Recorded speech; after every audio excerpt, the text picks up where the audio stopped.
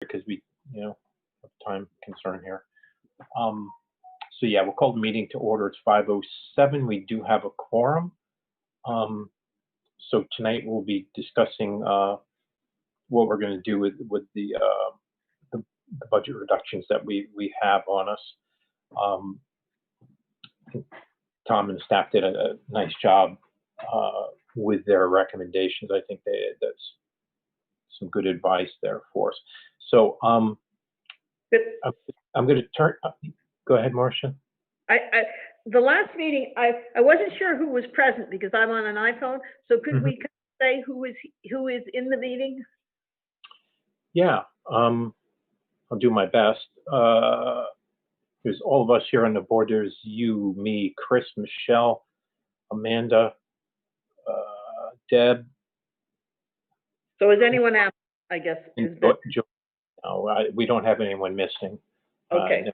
So we have some staff members. So we're all here. Greg is in, so we're good. Okay. So what I wanted to do is to turn it over to Tom and let him walk through the presentation. And if we could possibly hold the questions until the end. We need to wrap up about 10:07 because there's an RTN meeting that shares the same YouTube feed that we use. So if we need to continue, we can tack that on to Thursday's meeting if we run into that situation. So with that, I just ask everyone to mute while Tom's speaking, and then I'll do my best to get around to everybody with the questions. I may just have to go down the list because it's hard to flip back through all the screens and see who's waving, and there's also a raise hand feature on this, but that's, So with that, I will turn it over to our superintendent, Mr. Giard, so he can walk us through what they've come up with for us. And like I said, if we could just hold the questions, that'd be great. Then we can get through this a little quicker and have some discussion on this. Thanks. Thank you for calling the meeting to order, Mr. Chair, and I appreciate it. I'm going to attempt to share my screen here. So you should see a slide saying BOE meeting budget reductions June 1st, 2020. Yes. Great. Excellent. Well, I want to thank members of our team, our directors, principals, assistant principals, and other central office staff for working with me on this over the last month or so. So I want to walk you through it. As we know, we need to get to $470,000 in reductions. We operated under the following 5 premises: that we wanted to present a plan that reduced things rather than eliminated anything in its entirety.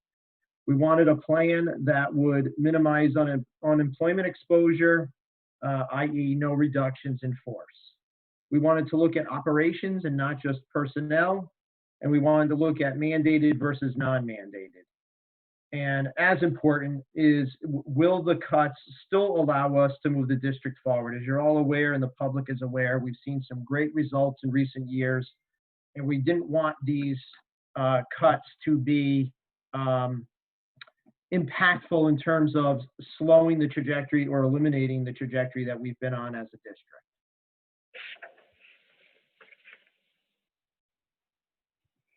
So first and foremost, what have the changes transpired since the RTM meeting or thereabouts?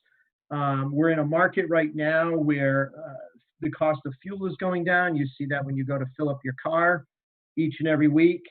So we do see some reductions in our fuel line, and we are bringing forward on Thursday night an electricity LED savings project for Clark Lane, where, and you'll hear more about that on Thursday night, but it's really a no-brainer from a cost perspective.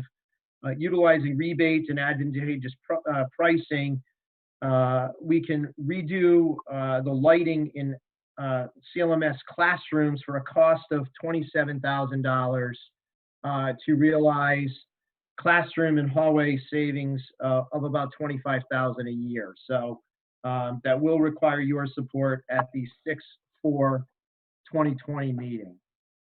I just want to make sure that I can trying to get Mr. Benoit in here, and I apologize, folks. The beauty of technology. I'm going to put myself on mute 1 second.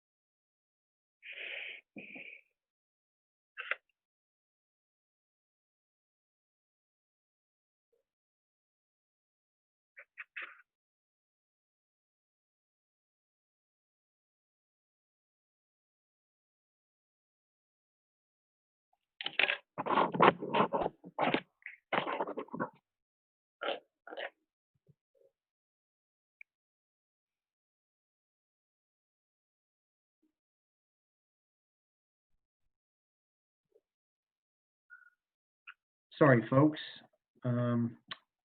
Just trying to help Mr. Benoit.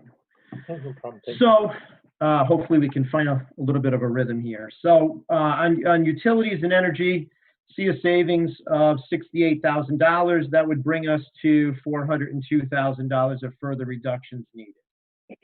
Looking at updated enrollment projections, and you have to realize that we do these projections in December as we prep for the budget.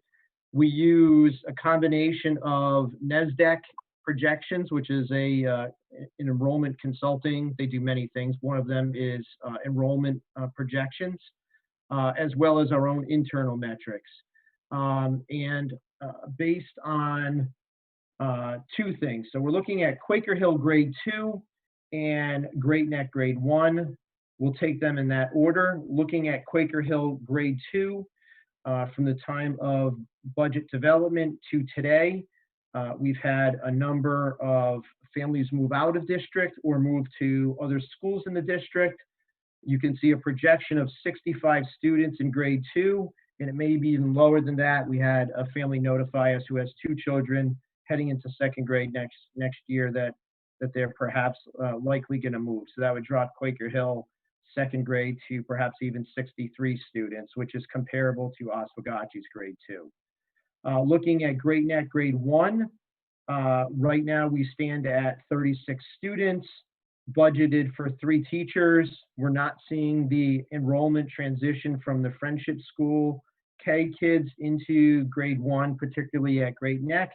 And again, combine that with several move-outs, and we're looking at 2 teachers there as well, which would still put them below Quaker Hill's grade 1. So I am recommending that those 2 budgeted positions be eliminated. As I said, we budgeted 4 teachers for Quaker Hill grade 2 and budgeted 3 teachers for Great Neck grade 1, and those would still keep us well within board guidelines. Looking at those savings, we budgeted unfilled positions at approximately $73,000. 402 left to reduce. That leaves us further reductions needed of $256,000.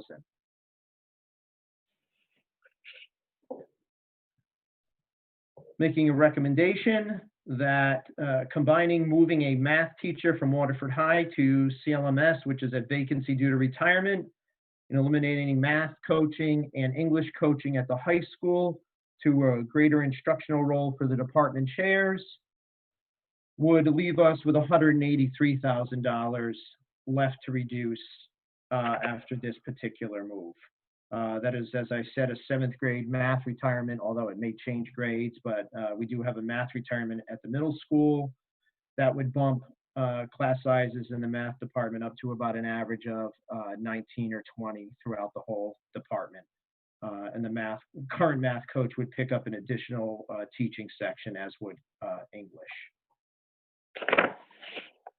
We talked in February around TAG. I am not proposing eliminating TAG, but I am proposing reducing TAG under this plan.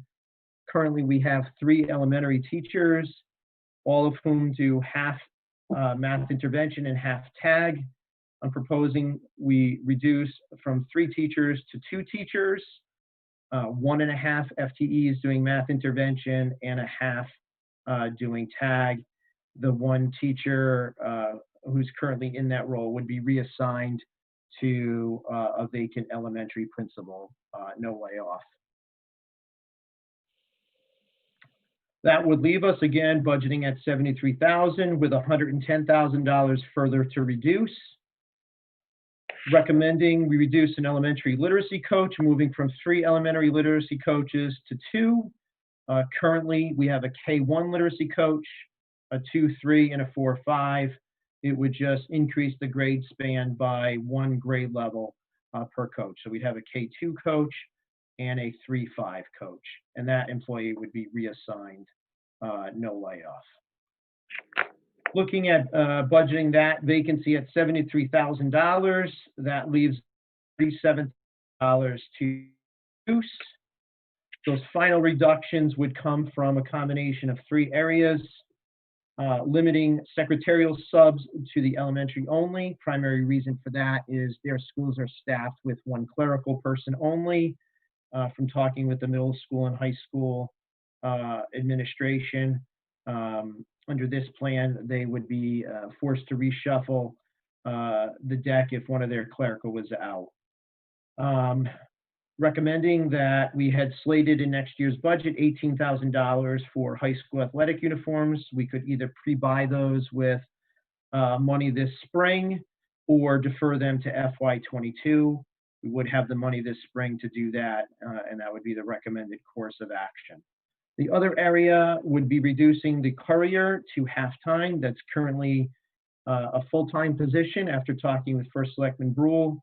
And we've been operating under a half-time courier during school closure, recommending that that position be cut to half-time. There is some slight unemployment exposure, hence it's not the full half of the salary in FY21, but would be in FY22.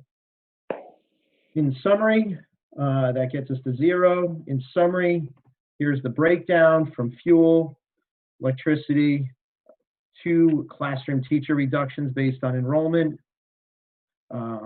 math coaching and a math teacher reassigned, reduction of tag, elementary literacy, secretarial subs, sports uniforms, and courier to halftime. Gets us there, and again, operating under the 5 premises as outlined on the slide. So at this point, I'm going to hand it back over to the chair. Okay, thank you, Tom, very, very much. So at this point, we'll open it up for discussion. Like I said, I'm going to do my best to, if you wave your hand, or there's the raise hand feature on this under the I'm sorry. There's raise hand. There's that little menu in the upper right. You can use that. So if anyone has any questions, we'll start.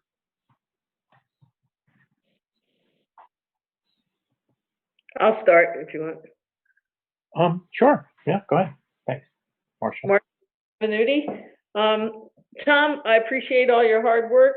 I do recall when we talked about the $163,000 that the board itself cut, there were some other items on our list.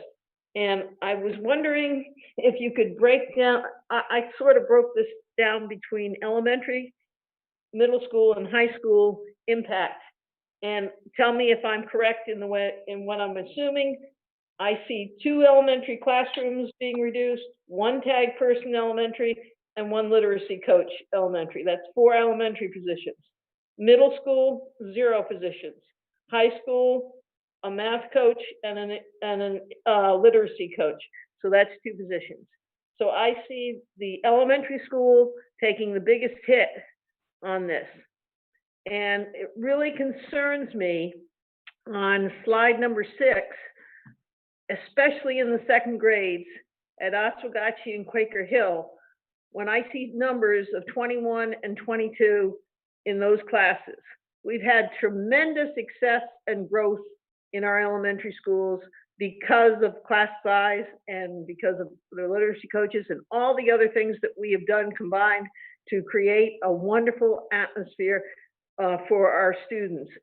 if we get them young, I truly believe this is where we have the biggest bang for our buck.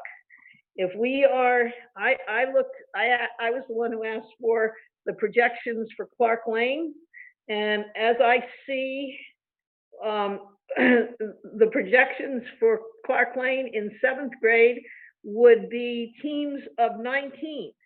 But yet in 2nd grade, we have 21 and 22 kids at Oswegatchie and Quaker Hill. And in 8th grade, we have kids of 21. My 2 questions are, could we eliminate that half position,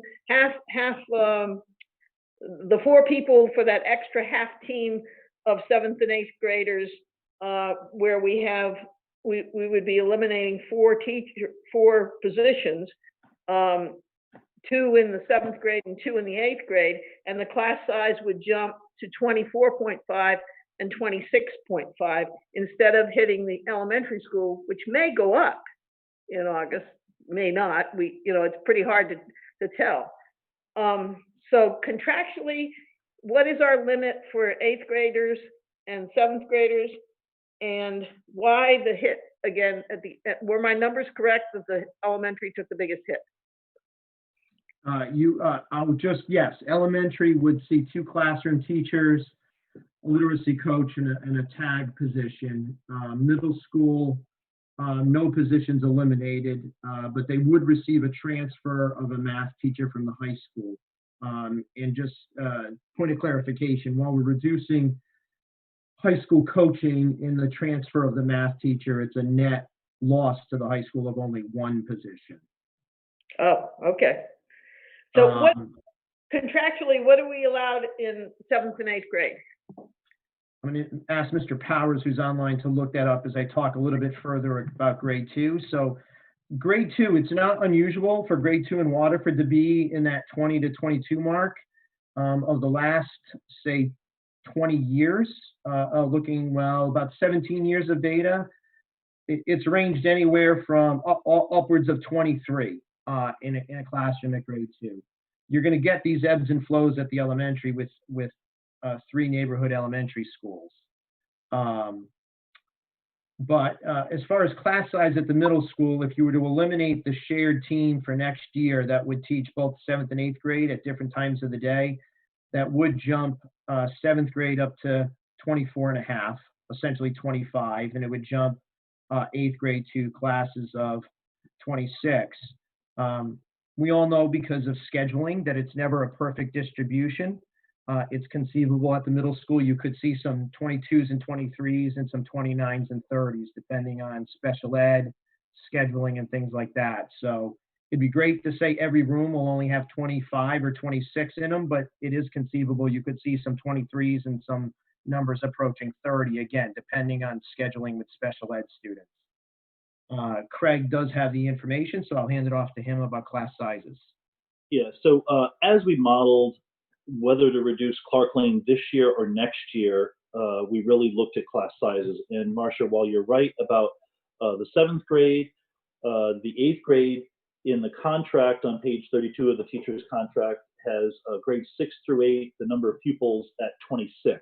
So to have 26.5 really in that threshold. And you said it exactly. Our hands are tied. And you really can't just cut grade 7 because of certification reasons, which is why we're really forecasting that next school year we could really then do a reduction of those 4 teachers because all the class sizes would be below 26. Okay, I understand that. I just have an issue with the elementary school always getting hit, and I hope we could find some other areas maybe instead of those elementary positions, because I think our success is due to our small class sizes in the elementary schools. The elementary schools had growth of over 10%, correct? And the class and that's where we have the biggest impact. So I'll defer to someone else for now, but if they have any other ideas of where we can cut, because I hate to see, if in case there's an increase in student registration, we're really going to be at 23, 24 in grade 2 of the elementary schools.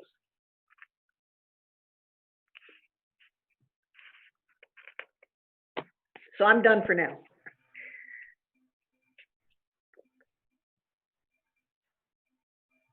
Michelle, go ahead, thanks.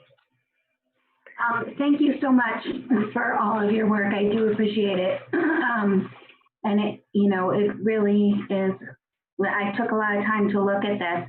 My only question is, when you presented before to the Finance Committee, I believe, you've included almost everything on that list that you had given us prior, or it's come up at some point, except your number 2, which was the middle school ISS for 1 staff for 37.5 about. But everything else has come up. So I'm wondering why that didn't come up this second time around, and what changed your thought process on that. Sure. Thanks for the question, Michelle. Two reasons. One was I was trying to come up with a plan that did not eliminate anybody's job and put them out of a job. That's not necessarily a position where we have multiple ISS positions throughout the district. There's only one other at the high school. Second reason is we did speak as a board and administration during the time at February, and I think given that the position also really provides intervention services throughout the day in both literacy and numeracy, as Mr. Sachs had articulated back in February. Again, I was trying to do the least amount of harm to students. So given that when the person isn't the ISS monitor, they're providing valuable intervention services, combine that with minimizing unemployment exposure, that was the rationale for not proposing that at this time. So, Michelle, just for context, unemployment has already expanded past the 26 weeks to 39 weeks. We could end up in another situation like 2007, 2008, where it was extended to 2 years. Unemployment exposure in this position would be about $25,000 for next year. The net gain is really not there.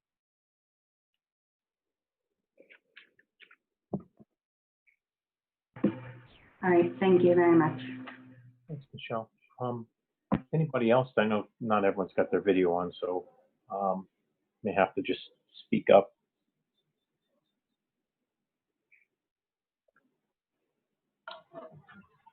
Craig, I have something. Yeah, go ahead, Joy. Thanks. I thank all the administrators for putting this together. This is an incredible amount of work. I was hoping to see less reductions that hit the classrooms. Was anything else looked at, like non-certified staff? Because I know we've talked about custodial and maintenance before, and I'd really rather not hit the classrooms like that.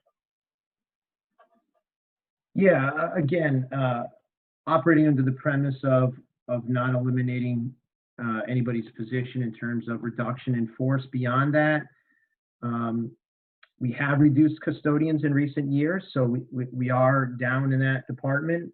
It is something Mr. Minor asks for every year at budget time, and I continue to say no in terms of keeping monetary resources within the classroom best we can. Other reason is, given that we're still operating in a COVID environment, I didn't really want to propose reducing custodians who are going to be a needed resource in the fall in terms of cleaning. We could be running multiple sessions a day, cleaning in between. I don't know what the fall will be looking like. On the secretarial front, again, that is a department that we've reduced in recent years, particularly at the middle school. We did look at other positions in the district, and working with the first selectman, we see in that area, the courier as perhaps an opportunity to reduce staffing time. The other area, the other rationale too is is I didn't want to propose, on behalf of the team, didn't want to propose a cut that's just going to come back in FY22. You can say, oh, let's cut this, and it's back in FY22. A cut needs to be a cut to be sustainable. So that was our thinking on that.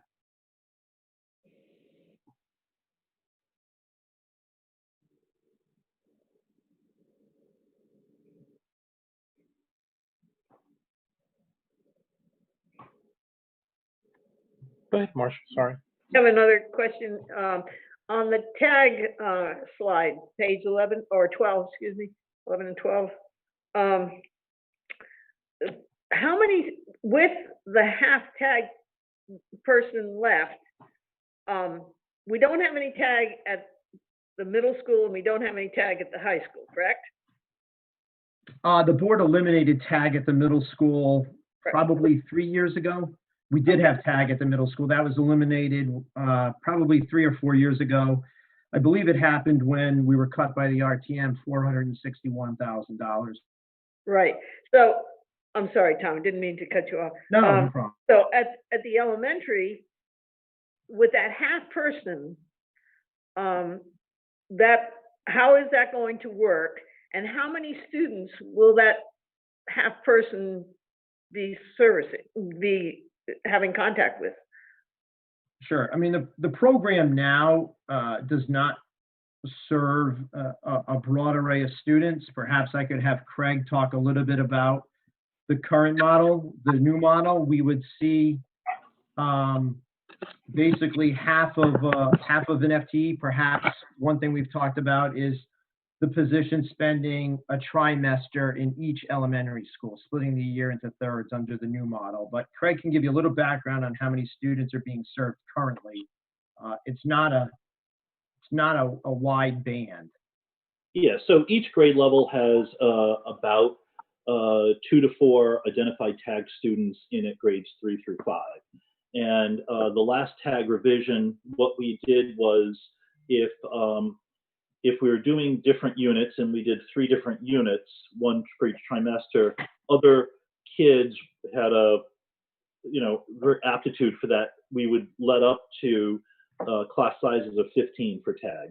So the thought would be that we would dedicate one trimester for each school to get those tag services. So we'll be providing services, whether or not that's one mega unit or a couple smaller units, then we could still invite in other kids to that for those tag services. I will say, since my tenure here, the amount of differentiation that our classroom teachers are doing and the instructional approach, having much more of a workshop model, has really lended itself that we're meeting the needs of most students' abilities within the classroom, which really necessitates the need for pull-out overtime.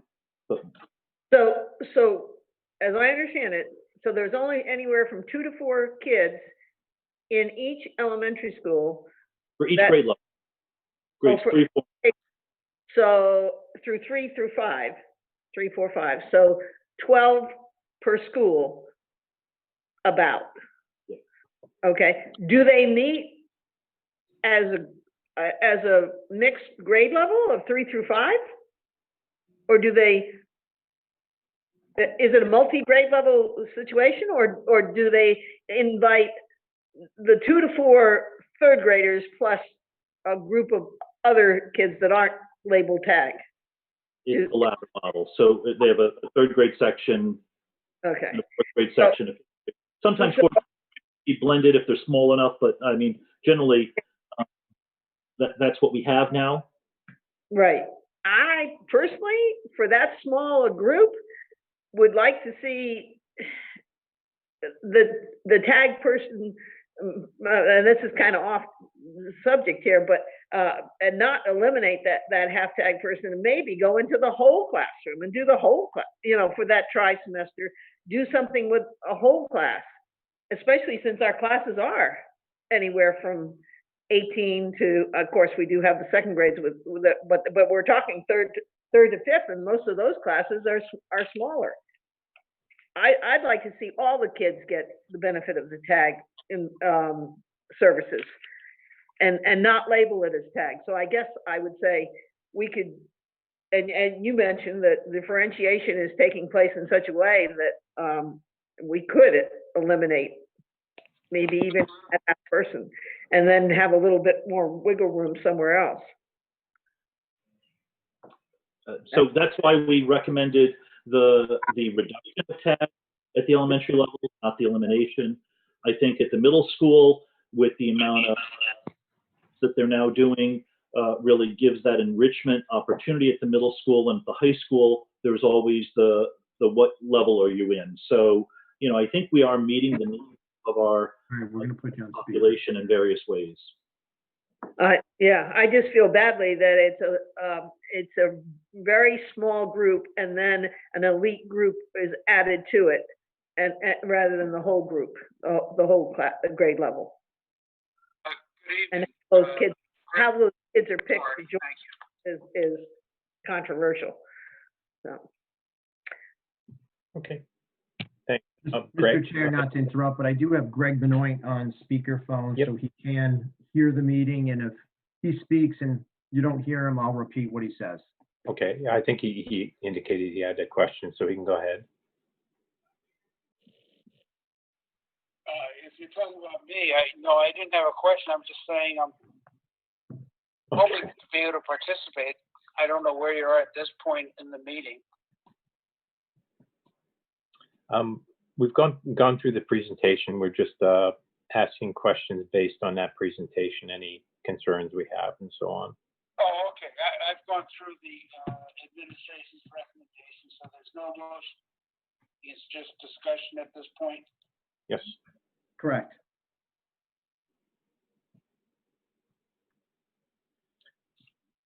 So I had a question. When you say, I was impressed by the administration's recommendation. all right. You know, these are very, very tough times, and it's not something we wanted to have to deal with. They've come up with a way that will preserve programs and not lay anyone off. So I'm waiting to hear what the rest of you think, because I would be prepared, unless swayed otherwise, to support the administration's recommendation. Greg, the only issue I have is that the hit is at the elementary school again. You've got 4 positions at the elementary school, 0 positions at the middle school, and only 1 position at the high school. The elementary school is taking the hit, and it always does. And because of scheduling at the high school and middle school, I don't think it should be that way. The numbers are lower in the middle school and high school. Where you're coming from, but I'm looking at the class sizes, and I'm not about to second guess the administration with respect to what's needed in terms of group parents or number of groups, 6 through 12. So I'm if you can persuade me, I've got open ears, but right now I think what they propose makes a lot of sense to me.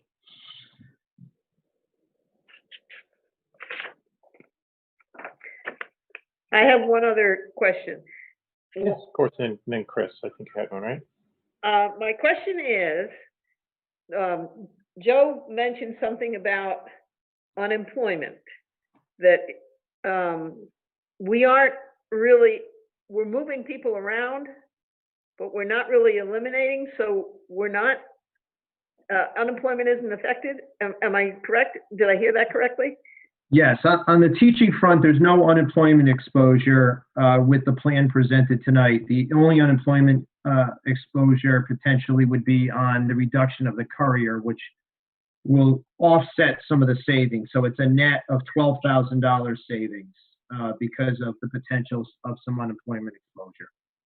So with that being said, was that part of your decision making? Because Joe mentioned that unemployment exposure might be more than, it's been extended and it might be a longer, and then negate any savings that we might have from laying somebody off?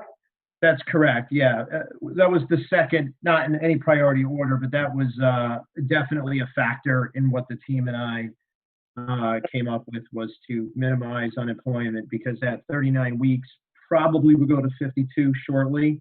You know, the net of a pure layoff is minimal at that point. Gotcha. Okay, Chris, you had something?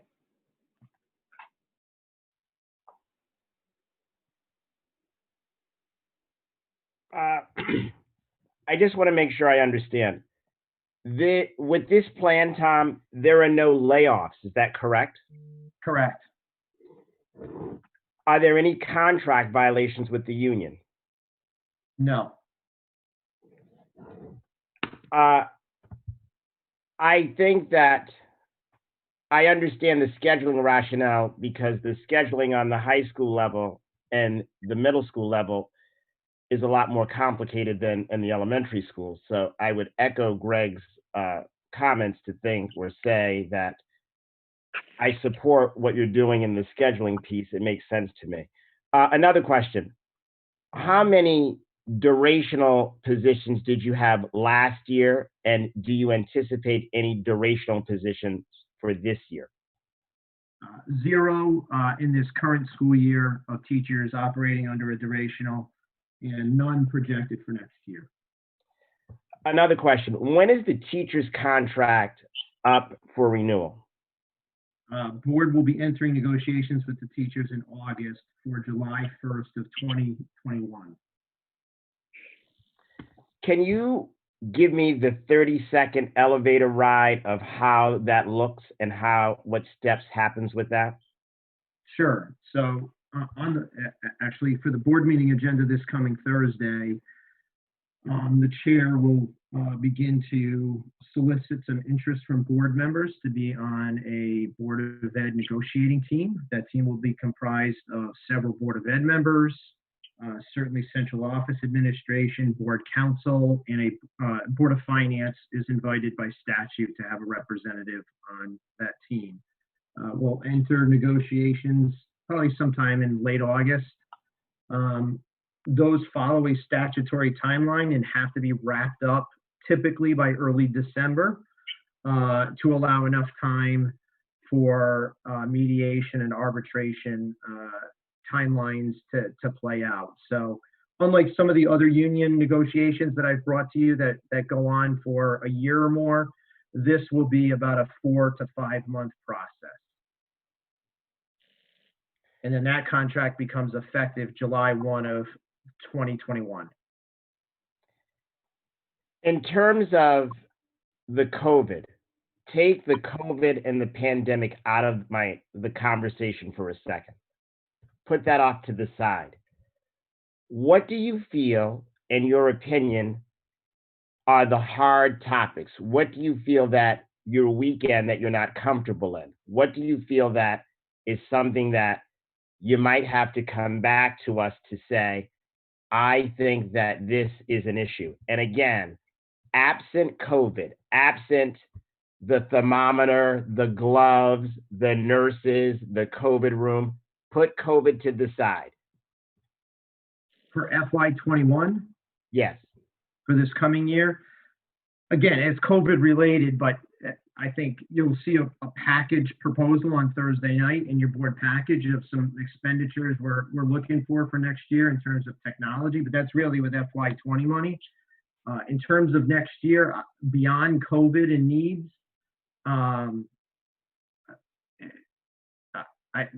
not really, at this time, not projecting anything outside of COVID in terms of needs that aren't already budgeted for. I may not be understanding your question correctly either. My question's more centered around, there's been a lot of talk about this budget and there's been a lot of conversation. And I just want to make sure that you are in a comfortable position. And if you feel like there's something that there's going to be a gap, or this feels like there's something that you have a concern about, I would just like to sort of get my head around it and wrap myself around it so I can kind of think about, wow, these are the potential issues. Yeah, no, I mean, I think even with these budget cuts as proposed tonight, I think it is a budget that will allow us to continue to move forward. Absent COVID and the challenges associated with that, as if next year was going to be a normal year, I feel that we could continue to move forward. Obviously, we are. There's obviously 5.5 positions in this cut, so it doesn't come lightly. Even including these budget cuts as proposed tonight, absent COVID, I do think it's a budget that will allow us to continue to move forward. Whether it's at the same trajectory or not, time will tell. To Marcia's question in terms of Marcia's question in terms of the elementary school issue, if you feel like you have a spike in the numbers, if you feel like these numbers will increase, you'll certainly come back to us to say the numbers have increased, absent of there being contract violations, correct? We traditionally do that each summer, yes. Okay, thank you. Welcome. Craig, it's Pat Fedor. Oh, go ahead, Pat. Thank you. I want to support what Greg Benoit said. When I think the administration looked at budget cuts, I would not want to think that they said we have to make 6 cuts. We'll make 2 at the high school, 2 at the middle, 2 at the elementary. I have full confidence that they looked at the overall picture and decided where they could make the cuts with the least amount of injury. So I certainly support what the administration has put forward tonight. I'm done. Thank you, Pat.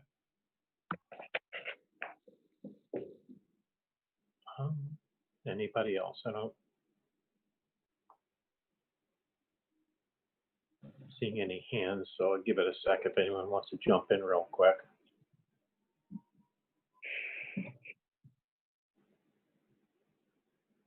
Yeah, I think for me, I'm on board with these. I think it's very well done. It's, of course, none of this is ideal, but it's what's in front of us, so we have to do something about it. That being said, I'd like to move then that the board approve the budget reduction recommendations as presented by the administration tonight. I second that. Okay, Pat. So we have motion, a second. Is any discussion?